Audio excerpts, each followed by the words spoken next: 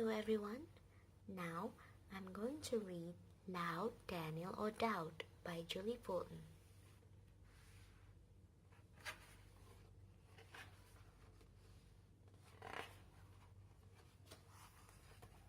Daniel O'Dowd was ever so loud. He shouted wherever he went. At the zoo, the chimps cried when his mouth opened wide, and the elephant hid in a tent. When he shouted at school, his teacher, Miss Poole, wrapped a big woolly scarf round her head. She declared, "I've no doubt if you stopped shouting, you would hear something useful instead."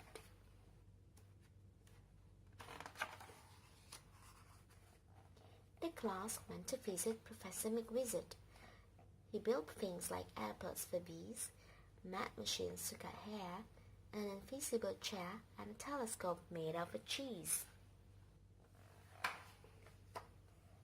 Daniel shouted, "Yippee! Let me look! Let me see!" All the noise made Miss Poole start to frown. Daniel's shouts grew so loud, they scared all the crowd and made the town's lighthouse fall down. Daniel screwed up his face and looked up into space. He saw satellites, planets, and stars. Then he shouted in shock, "I can see a huge rock, and it's racing towards us from Mars." Professor McWizard said, "Hang on a minute. I have a rocket I made from a clock. If I send Daniel out and he gives a big shout, I think he could shatter the rock."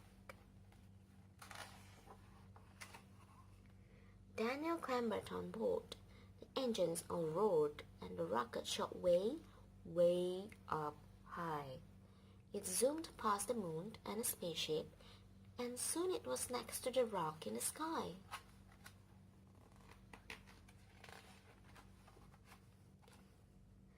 Daniel gave a loud shout. The noise echoed about, but the rock simply shuddered and twitched. So he shouted lots more than ever before, and bang! The rock burst into bits.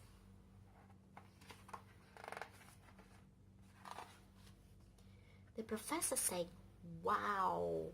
You can stop shouting now. I'll explain how to fly back on Earth." But the boy didn't hear what was said in his ear. He was cheering for all he was worth.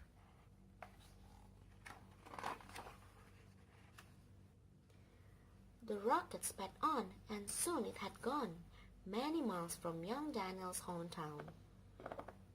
When he saw it afraid, the earth vanished from sight. Daniel cried out, "I want to get down." He bellowed and yowled, he hollered and howled, till his face went a bright rosy red. Then he thought of Miss Poole and her listening rule. "I mustn't shout, I must listen instead."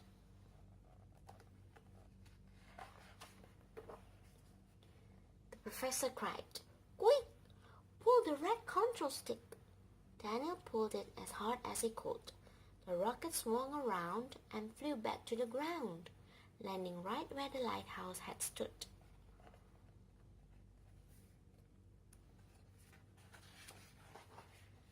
Daniel O'Dowd was no longer so loud.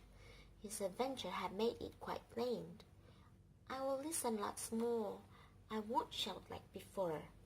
Unless Earth needs saving again." The end. Thank you for watching.